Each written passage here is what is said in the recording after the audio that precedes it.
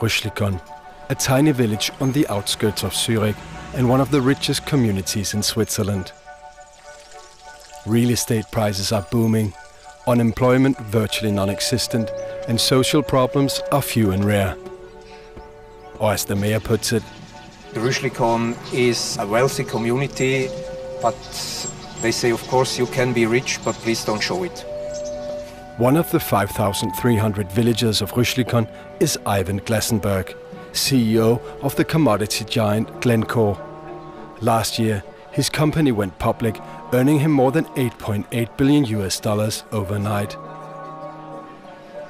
The next thing was surprising because we got a phone call from the tax office of the canton. They said, please be prepared to have a bank account that can accept 360 million of Swiss francs. The tax revenues from Ivan Glassenberg alone produced a surplus of more than 50 million Swiss francs.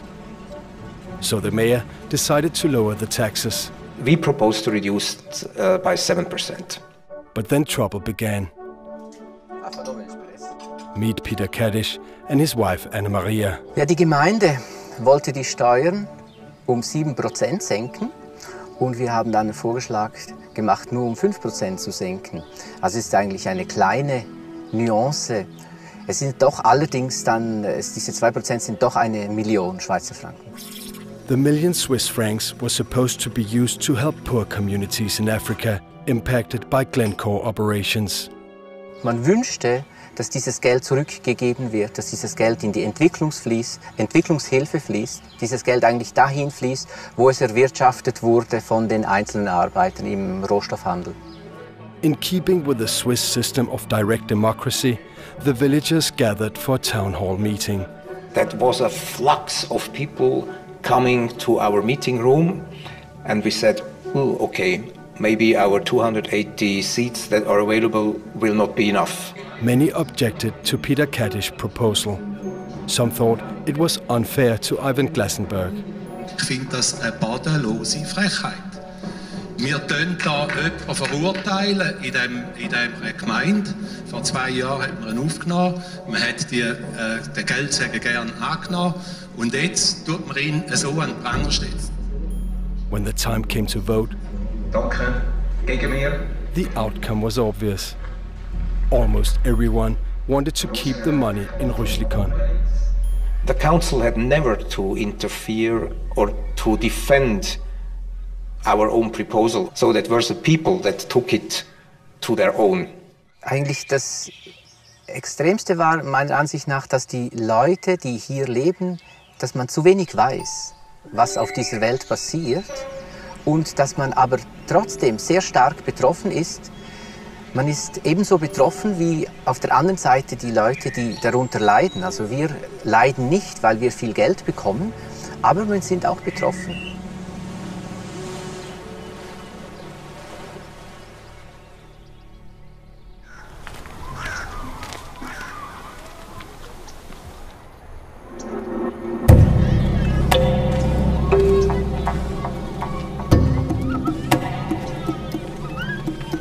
This is the copper belt in Zambia.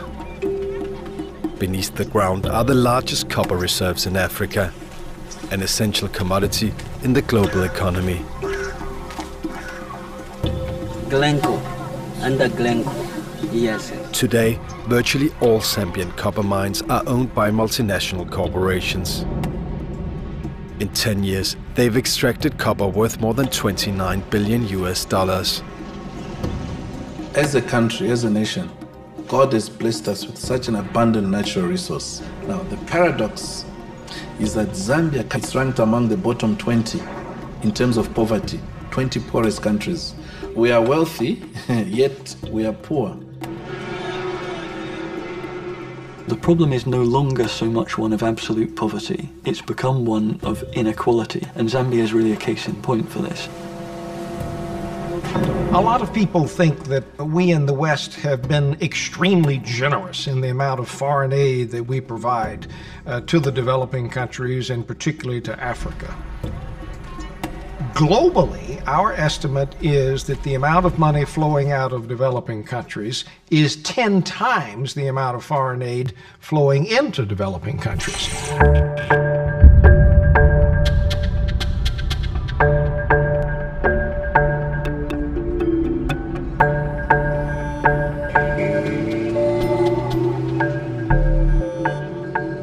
I've come to Zambia to find out why this country, with its enormous wealth of natural resources, is still among the poorest in the world. Why the boom in copper prices has not reduced poverty. The same question many Zambians asked themselves in the latest election.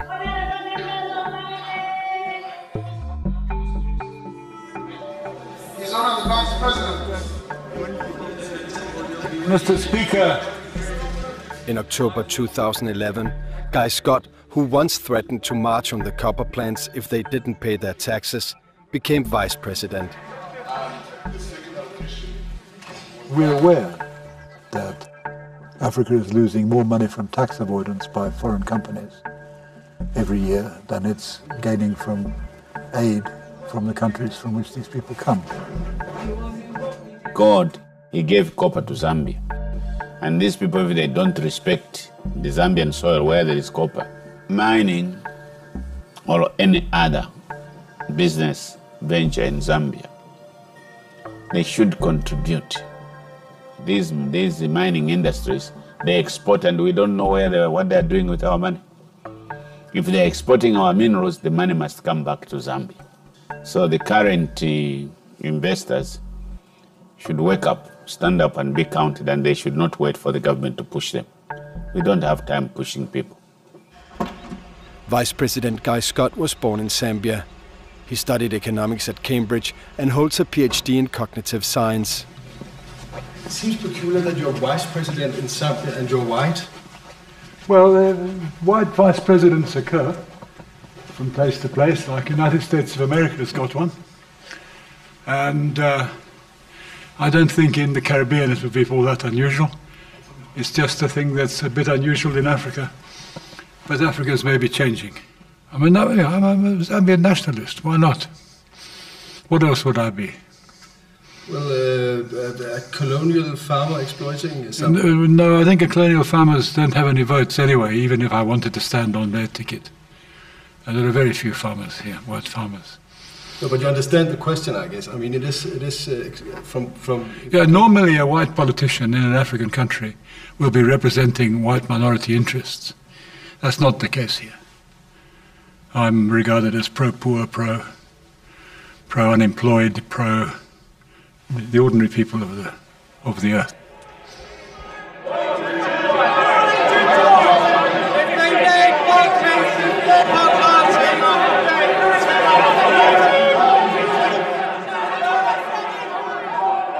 This is the London Metal Exchange, where the world market price on copper is determined. Between 2001 and 2008, the price on copper nearly quadrupled. Yet, despite the boom, the foreign investors paid virtually nothing in profit tax in Zambia. One reason could be transfer pricing. Transfer pricing is an enormously damaging phenomenon right the way across Africa. The name of the game is to shift your profits out of the high-tax countries, the onshore countries, such as in Africa, where the profits are actually being made, and shift them artificially into low-tax countries, into tax havens, where they won't be taxed or won't be taxed properly. The way that this is done is by multinational groups, is that they have subsidiaries all around the world, and these subsidiaries trade with each other. And they can artificially manipulate the prices of these trades for bookkeeping purposes, for accounting purposes. The tax haven subsidiary will buy something cheaply and sell it on much more expensively, and between that gap there's a huge profit, but they won't be taxed in the tax haven.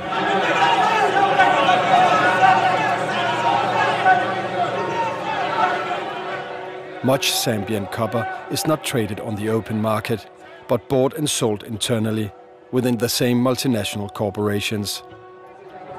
25 doing April, May, 25 doing April, May. On paper, this makes Switzerland one of the biggest importers of Zambian copper. Switzerland is a huge purchaser of copper out of Zambia, but that doesn't mean that the copper is shipped from Zambia to Switzerland. The documentation goes to Switzerland, but the copper goes all over the world.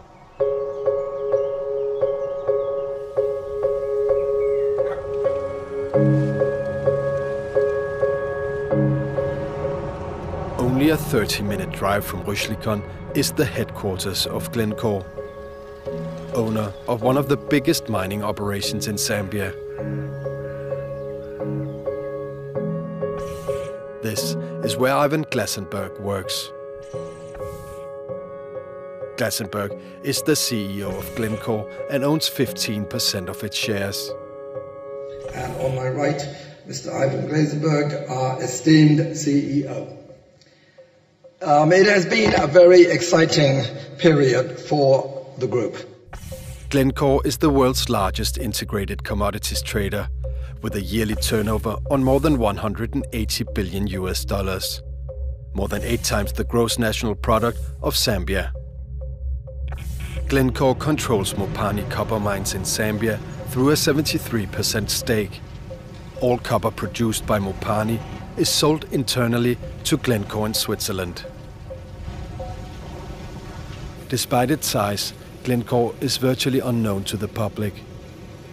In 2011, attorneys for Glencore warned news organisations in the UK that Glencore executives are extremely private individuals, and any reports about their homes or private lives could pose a security risk.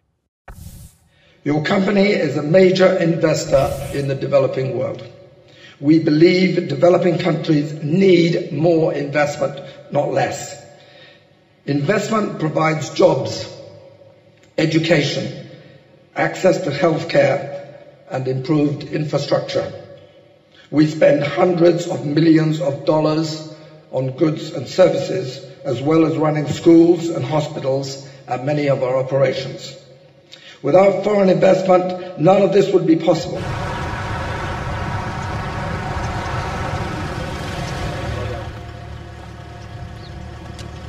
Part of Glencore's Zambian operations have been suspended by the environmental authorities. I wish you a pleasant flight. Captain Yiga, thank you very much. Thank you, sir. Vice President Guy Scott is visiting the plant and has invited me along. Residents have complained that mist containing diluted acid is drifting from the plant to their homes. This looks like something out of a bondage and discipline kit. If we carry on touring the mines like this, we'll get everything that we need for... No, just a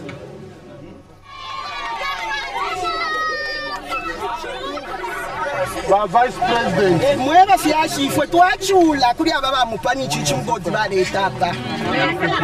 Obviously, the standards are pretty loose.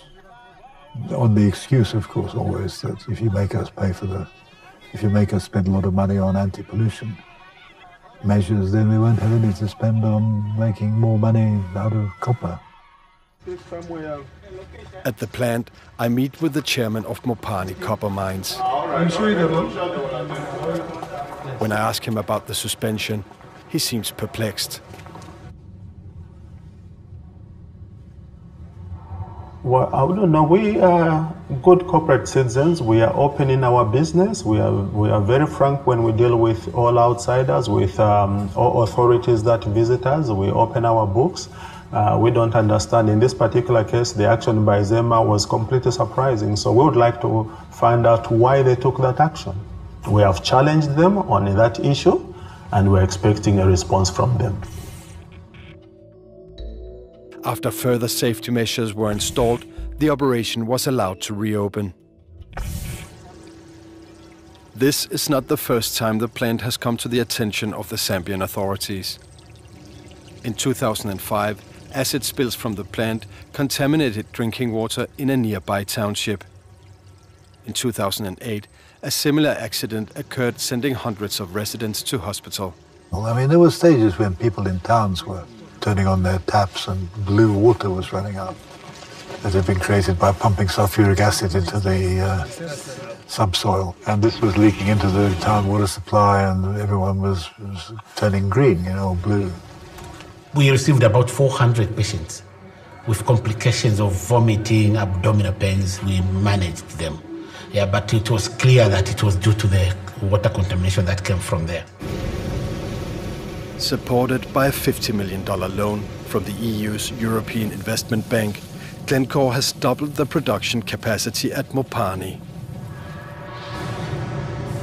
The production of copper also emits high volumes of sulfuric dioxide and dust. Sulfur emissions can cause respiratory diseases and create acid rain that destroys vegetation. A lot of respiratory tract infection cases come from conch oil, especially when the emissions are too big. You find that you get an influx of patients coming from the clinics to us. I feel it myself, the effect of the emission of sulfur dioxide. Air pollution is regulated by WHO guidelines and limits set by the Zambian authorities. The levels are measured at 4 installations around the plant.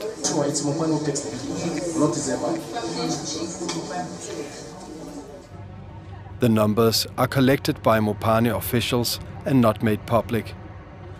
According to environmental groups and local residents, the undisclosed numbers prove that the pollution far exceeds both national and international standards.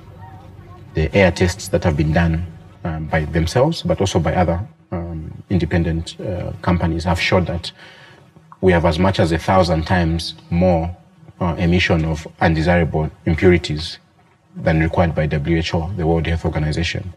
We wake up, all of us, in the night, and also we start coughing together with the children. We didn't even sleep. We just continue coughing. If there is bit and this, the bad air comes.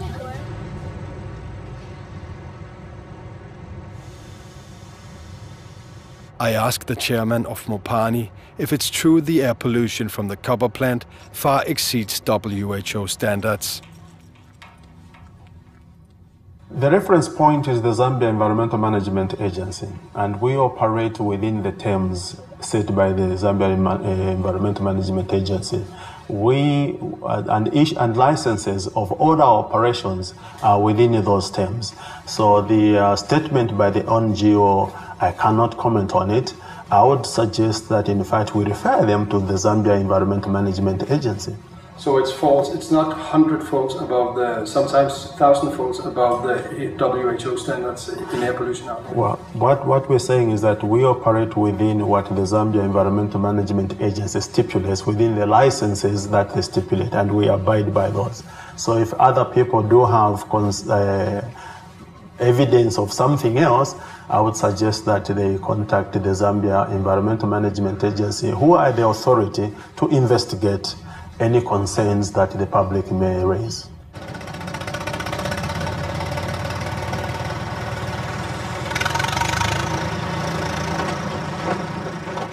I tried to obtain the figures from the measuring stations directly from Mopani and the Zambian authorities, but with no result. Finally, I contacted the head of communications at Glencore in Switzerland. The numbers that you collect, I know you have these measuring stations for pollution around Mufulira. Is it possible to get those numbers from you guys? They're not public numbers. Why not? This is something, because they aren't. This is something that is between us and the environmental regulator in Zambia. I'm just asking about what are the emissions. You must have the most precise information. I've answered that question several times. No, you haven't answered it. You said, okay, but then I'm a bit slow. What's the reply? The reply is that we're capturing half. The data that you were asking about is not public data. That is the reply.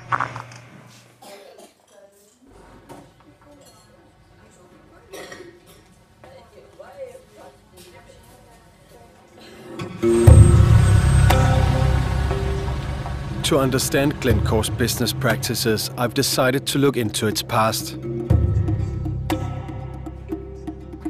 Glencore was founded in 1974 by American businessman Mark Rich and initially called Mark Rich & Co. AG. I've asked for an interview with Mark Rich, but received no response. Instead, I traveled to Tampa, Florida to meet Morris Weinberg, a former public prosecutor in New York. In 1983, he headed an investigation into the company's tax practices. There was a big investigation the Justice Department was doing, and in the course of that investigation, 2 businessmen from Texas had pled guilty.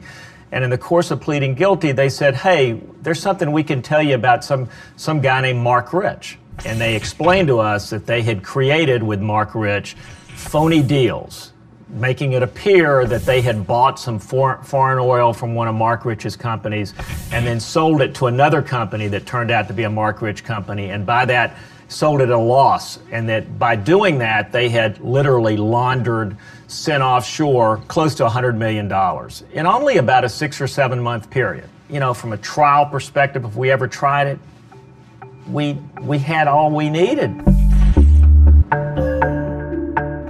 During the course of the investigation, we had learned about a series of transactions that Mark Rich had orchestrated with Iran. He arranged for the Iranians to get weapons, basically, in exchange for oil.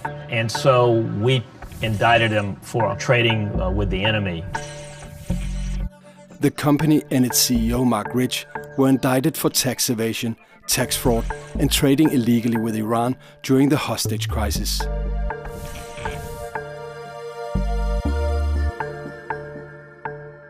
According to Morris Weinberg, Rich and his attorney offered a one-time payment to settle the charges.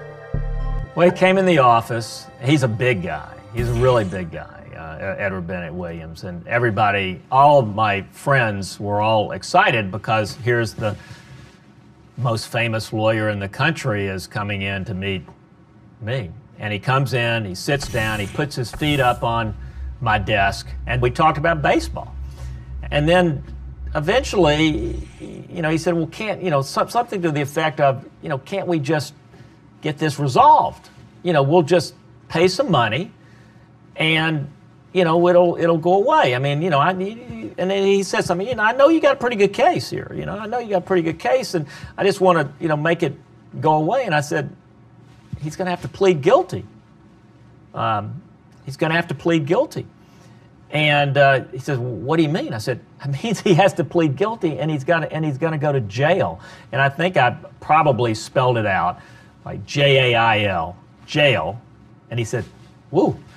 And he said, well, why? And I said, I said, well, look, it's the biggest tax fraud in the history of the United States. If we let him go, how are we ever going to do another case?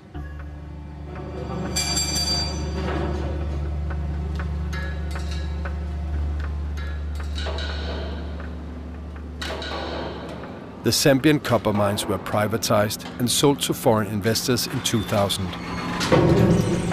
It is fair to say that of all the frauds that occurred in Zambia during President Chiluba's time, the privatization of ZCCM was one of the most significant.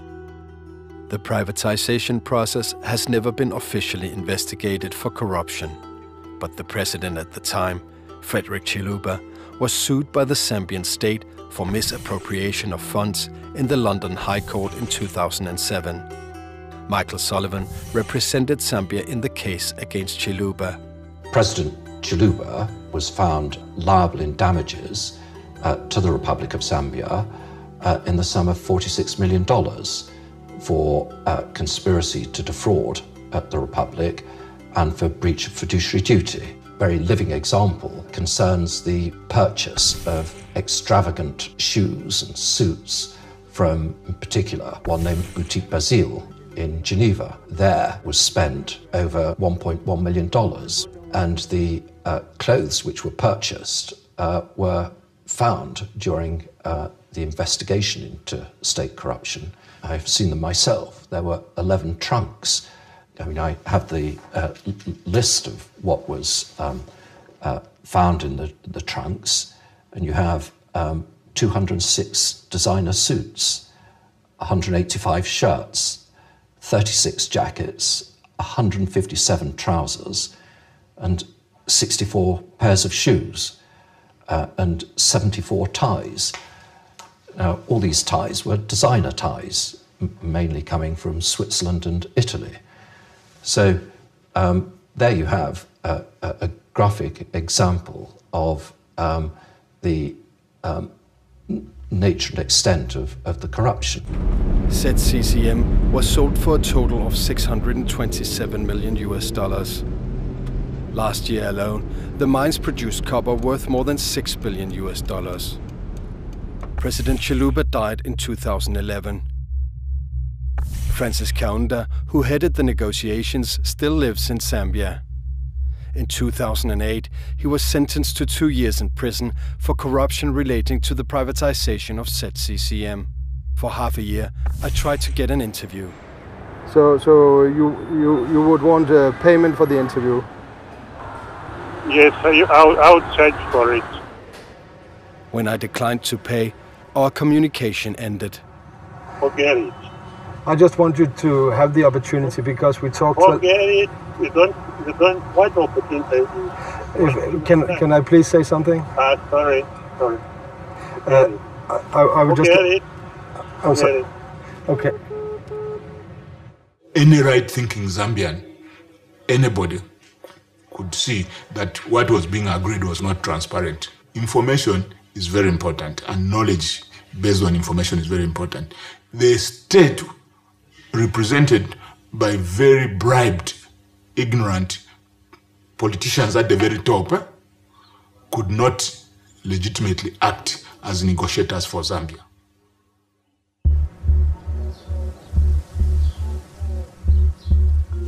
From the outset, the investors had the upper hand in the sales negotiations. Copper prices had hit rock bottom and the state was running out of money. Its debt to the World Bank and the IMF was so large they could not get new loans. Zambia had its back against the wall and was forced to sell.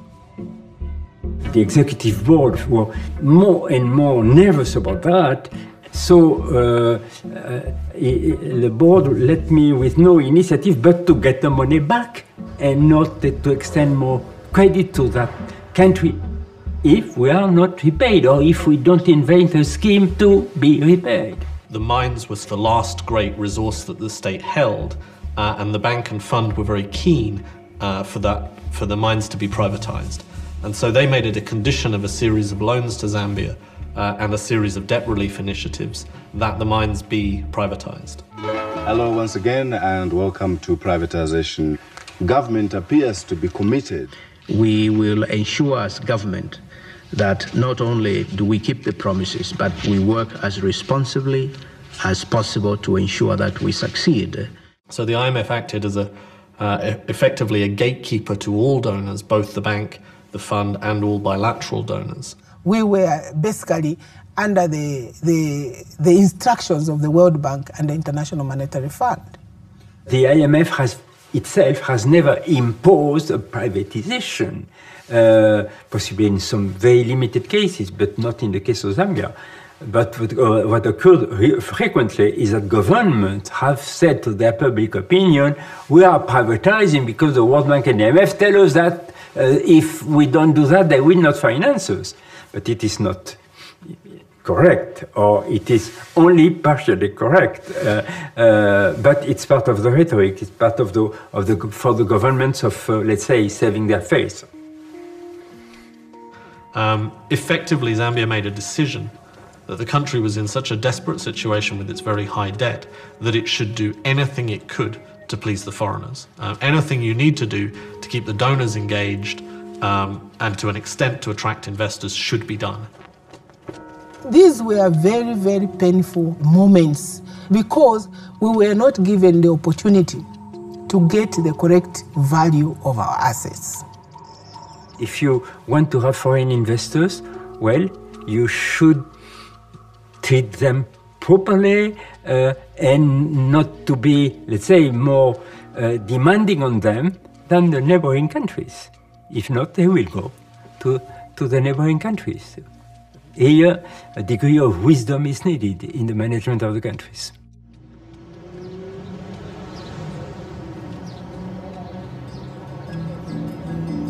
Today, the privatization of the copper mines, combined with the boom in prices, has revitalized the mining sector. Yet despite economic growth, unemployment remains largely unchanged. With more than 64% of the population living below the poverty line, Zambia is more than ever desperate to attract foreign investment, hoping this will create new jobs. Since we came to power, which is only 6 months ago, something like 150,000 people have been dumped on the jobs market.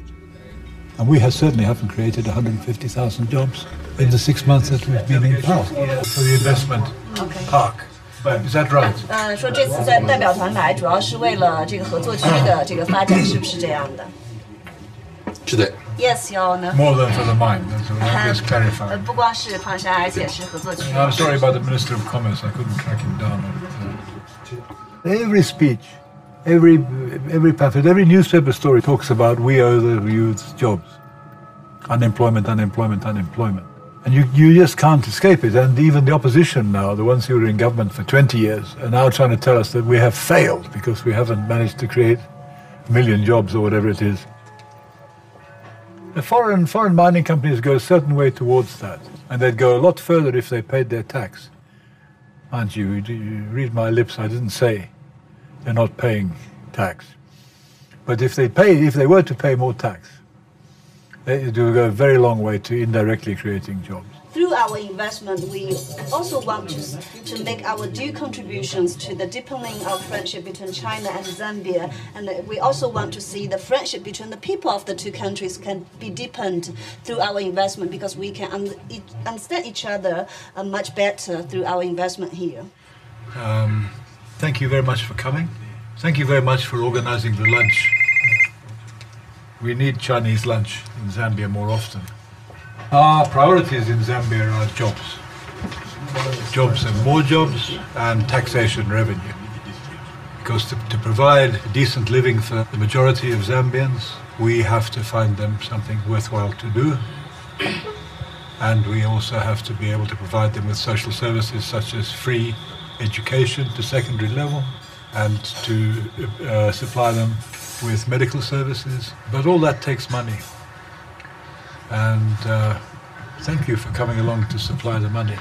So our friendship, I believe, is a genuine friendship, but is based on material results. Your Honor, we have a small request. My colleagues want to take a photo with you. We don't know whether it is permitted.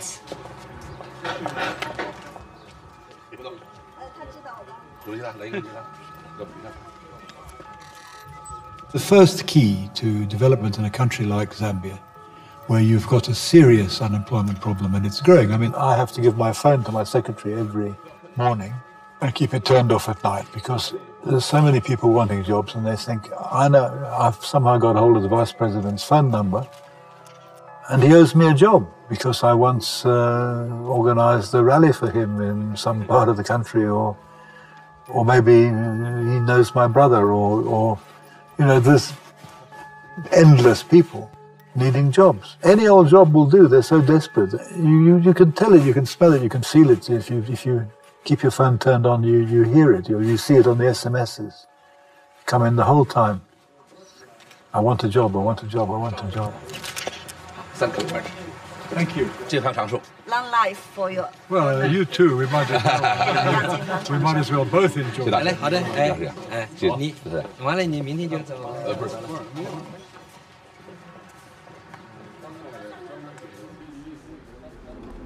The lack of tax revenue from the mines has left some donor countries concerned that Zambia is not benefiting enough from its copper.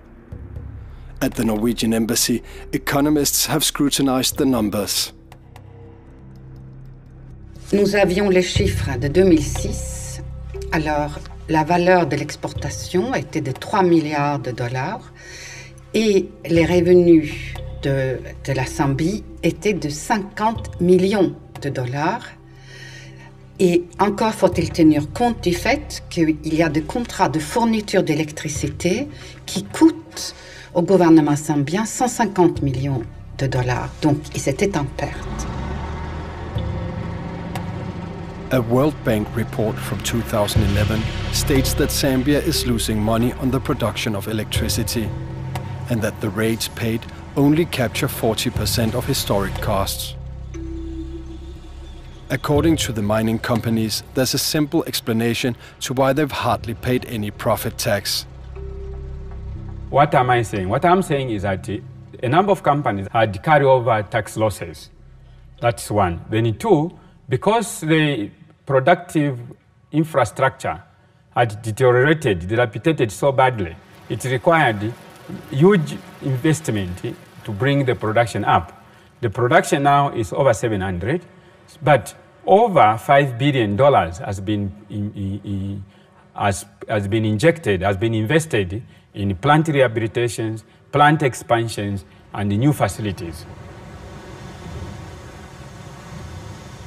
According to the Norwegian findings, Zambia was hardly benefiting from the extraction of copper. In 2007, the tax revenue from the mining sector amounted to only 0.2% of the gross national product, while at the same time, copper made up nearly 71% of Zambia's exports. En regardant ces contrats, nous nous sommes aperçus des graves anomalies. Je suis allée à Lusaka, je suis allée devant l'Assemblée nationale pour dire « c'est votre affaire, mais si vous le demandez, si vous et votre gouvernement vous le demandez, nous, communauté internationale, sous leadership norvégien, nous sommes d'accord pour financer les experts. » Zambian President Levi Mwanamwasa took the advice and ordered a revision of the sales agreements and the Zambian tax laws. Nous avons lancé un grand concours international pour trouver les meilleurs lobbyistes et les meilleurs experts fiscaux.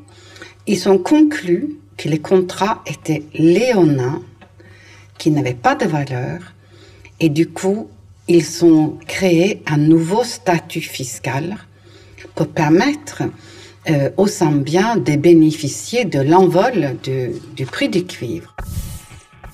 In April 2008, the Zambian government cancelled the conditions in the original sales agreements and introduced a new tax regime. The mining companies, it would be an understatement to say that they didn't like it. They went bananas and they threatened with international courts and the like. They introduced the taxation levels which were going to put mining companies out of business. So it was complicated from the two sides. From the mining company's point of view, the effective tax rate was too high. From the other stakeholders, the Zambian people, it was a welcome move because it was going to mop up a lot of money which would have been used for other development. The mining companies, all except one, refused to accept the new legislation and withheld payments. Malheureusement, Mbassa Levi est mort et Banda est venu au pouvoir. Et Banda n'avait pas la même conception de l'éthique ou de l'anticorruption que Levi. Et il n'a pas tenu tête aux multinationales.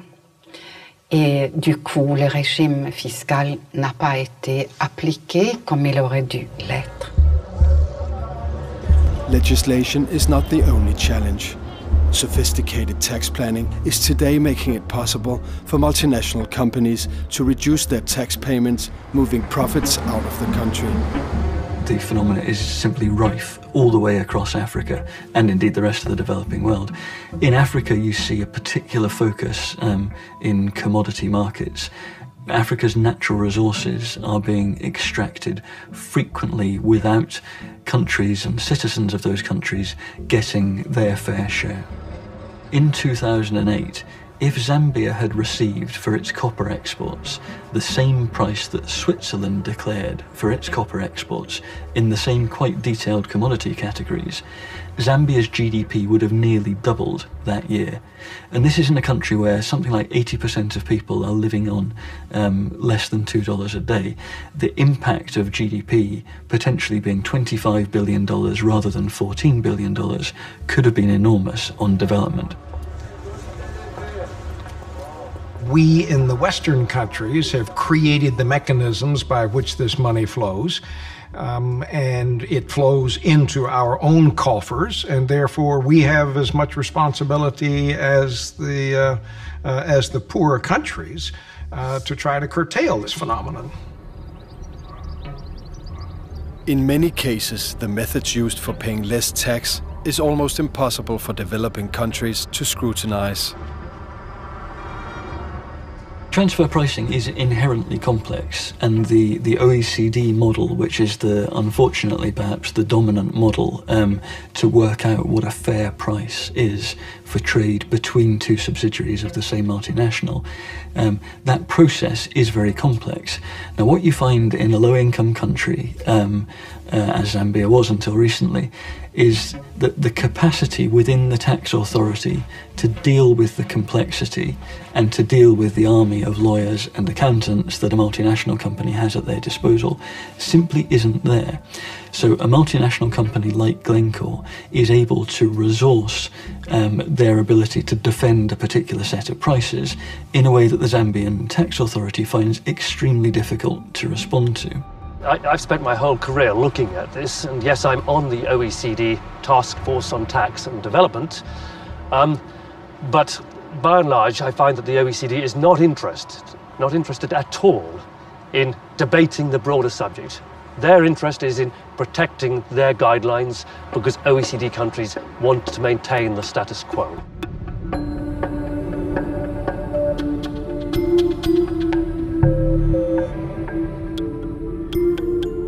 Glencore's history of legal problems are remarkable. In 1983, the company's founder, Mark Rich, fled the United States to avoid jail.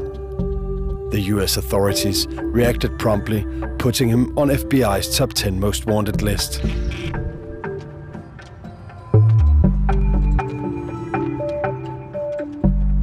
He decided he didn't want to go to jail.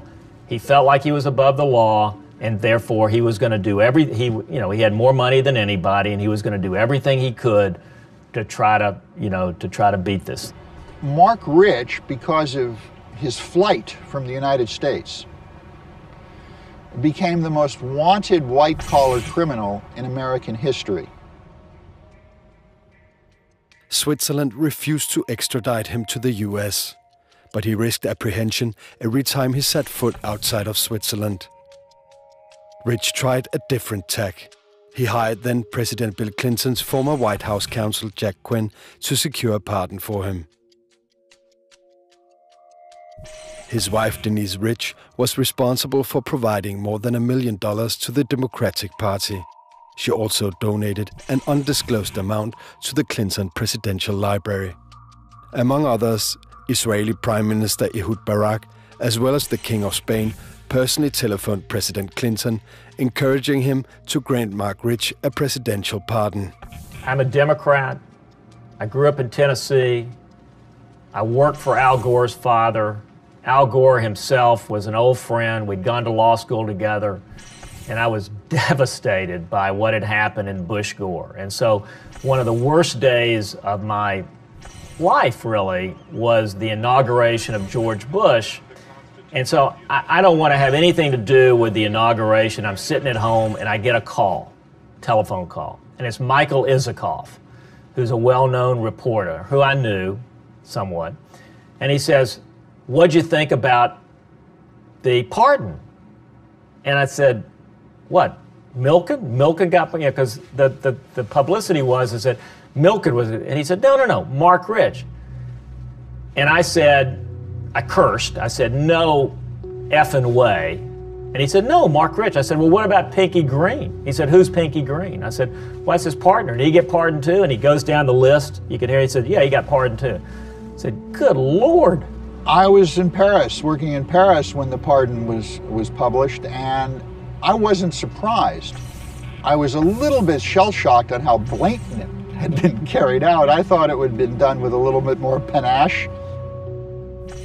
How do you pardon a person who thumbed his nose at the American system? You know, if he came back, if he thought he had such a good defense, come back and fight it. You put your defense on him. He never did that. He was a fugitive. And he renounced his American citizenship. If you renounce your American citizenship and you're a fugitive, you don't deserve to be pardoned. Certainly not in a case where you committed the biggest tax fraud in the history of the United States up until that time, and your companies pled guilty to it. Ivan Glasenberg joined the company just as Mark Rich fled to Switzerland. Glasenberg's first post was as a coal trader in Johannesburg. At that time, the company's core business was providing oil to the apartheid regime in South Africa. From his exile in Switzerland, Mark Rich made an estimated $2 billion selling oil to South Africa before and during the UN embargo. In 1991, Ivan Glasenberg had caught Mark Rich's attention and was brought to the headquarters in Switzerland. Over the next couple of years, Ivan Glasenberg became a trusted member of the inner circle, known as the Rich Boys. The pardon of Mark Rich did not include the company.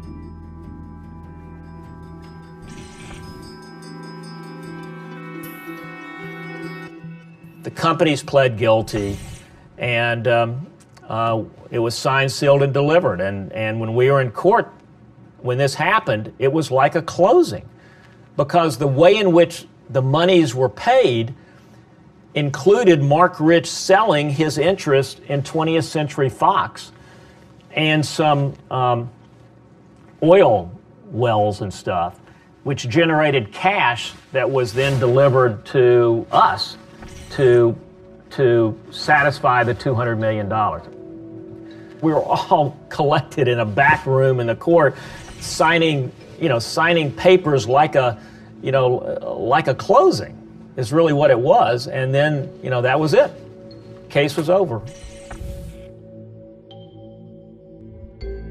1 year after his flight, the company Mark Rich & Co. pled guilty to tax fraud. They did act like, from day one, that they were above the law. Every time I turned around, his company and people for his company were cheating and were breaking the law, whether it was doing a midnight sale that was bogus, or trying to secrete documents out of the United States, or cheating on taxes, or making up phony deals to launder money out of the United States, or doing deals with the Iranians when they were prohibited. Whatever it was, he was cheating. In 1994, Mark Rich stepped down as CEO and sold his shares to the management. The company was renamed Glencore. In 2004, Ivan Glasenberg took over. Today, Chairman Simon Murray assures that Glencore is involved in no illegal activities. Our position on the issues of bribery and corruption is clear. Offering, paying, authorizing, soliciting or accepting bribes is totally unacceptable to Glencore. At the time Simon Murray made these assurances to the shareholders, Glencore's grain division and 2 of its employees were standing trial in a Belgian court, charged with bribing a European Union official. Please don't feel. Everything is presumed innocent. We don't lie. For 2 years, Glencore had supplied EU official Carol Bruce with cash, travel, and a free phone. All in exchange for inside information. Information Glencore used to secure EU export refunds. A lucrative arrangement, making millions for Glencore. On June 27, 2012, Glencore's grain division was found guilty and fined 500,000 euros. Glencore has appealed and declines to comment. Glencore has full oversight of its tax practices and fully adheres to all its tax obligations in line with the laws in the countries and the territories in which we operate. A confidential report leaked in January 2011 raises serious questions about Glencore's tax practices in Zambia. The report contains the results of a comprehensive tax inspection of Glencore's Zambian subsidiary, Mopani Copper Mines. Here it is. I got a brown envelope in my email, it's here. And I mean, it was a very simple envelope, nothing specified on it, just my address. And inside there was a pilot audit of the Mopani copper mine. Who sent it to you? I don't know. You don't know who sent it to you? No, I don't know because I think that it wasn't meant to be public. Financed by a group of donor countries led by Norway, Zambia had hired the international audit firm Grant Thornton to carry out the audit. Pas simplement la sous-facturation, la manipulation des résultats, il y avait aussi le fait que des pans entiers qui auraient dû figurer dans le chiffre d'affaires étaient complètement occultés. The purpose of the audit was to establish if Mopani's tax payments for 2006 and 2007 had been correct. The auditors found strong indications of transfer pricing and noted that prices seemed to be determined by the parent company, i.e. the purchaser. This, concludes the auditors, was not in accordance with the arm's length principle. In other words, Glencore in Switzerland appeared to have been manipulating copper prices and as a result reduced its tax bill in Zambia. That situation is not correct. We deal with Glencore at arm's length and we are paid at prices that relate to the London Metal Exchange. Based on the findings, the auditors concluded that Glencore had traded with its subsidiary in breach of the OECD's arm's length principle and that this should have an impact on the tax assessments for the period under review. It was a report that contained issues that were not factual. That report was a desktop report. It had a fundamental flaw in the sense that the auditors did not familiarize themselves with the chain of production. According to the auditors, Mopani had resisted the audit at every stage and did not appear to be concerned of any sanctions that might come. If a similar audit report had been carried out for the tax authority in the UK, for example, then I think you would very quickly have seen, as a first step, I think you would have seen a threat of proceedings simply on the grounds of non-cooperation, even before we start looking at the potential for redress, given the apparent scale of distortion in the way that the mine has been operated. We were very cooperative to Grant Thornton and ZRA. In fact, at the end of the audit, we received a letter from ZRA commending Mopani for being so cooperative. After the report was leaked, the EU's European Investment Bank suspended any further loans to Glencore. In Zambia, the finance minister called for the company to pay what it owed, but Glencore has refused. One Zambian charity has reported Glencore to the OECD. Under the OECD, there is a complaints mechanism where you can actually file a complaint against a company for violating tax-related guidelines, which we did. So what has come out of that? Nothing, because Glencore refused, and the OECD said they can't do anything if one party does not want to cooperate. For 6 months, I've tried to get an interview with Ivan Glassenberg, but he has declined. In a written response to the audit, Glencore rejects all its findings. The issue remains unresolved.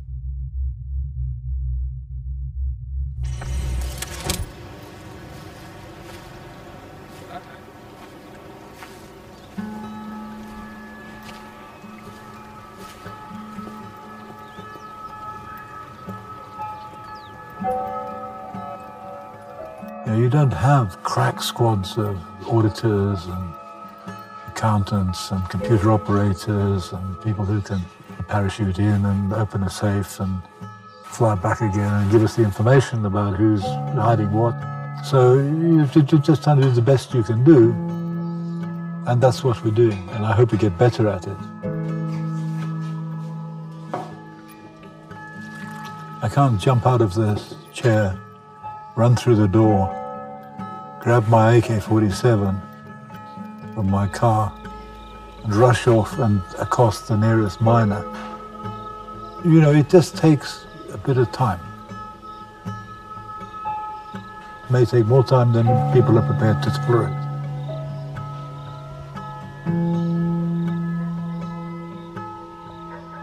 Zambia sold its copper at the worst possible time, on terms that made it difficult for the country to benefit from its own natural wealth.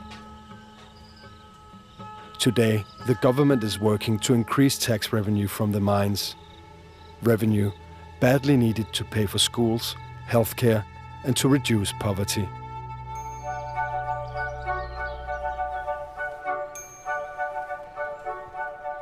The leak of the audit report did not upset the market. In May 2011, Glencore raised over $10 billion, making it the world's largest IPO that year. Buyers included the Church of England and the Norwegian government through its oil fund. It has been a very exciting period for the group. It saw the successful IPO, offering the largest ever IPO on the premium segment of the London Stock Exchange and the first ever simultaneous London primary and Hong Kong secondary IPO. Ivan Glasenberg made $8.8 billion on the IPO. 400 other Glencore employees made more than $100 million each. In late 2012, former British Prime Minister Tony Blair was brought in to help negotiate an $80 billion merger between Glencore and the mining giant Xstrata. If successful, the merger will almost double the company's size and influence in the world.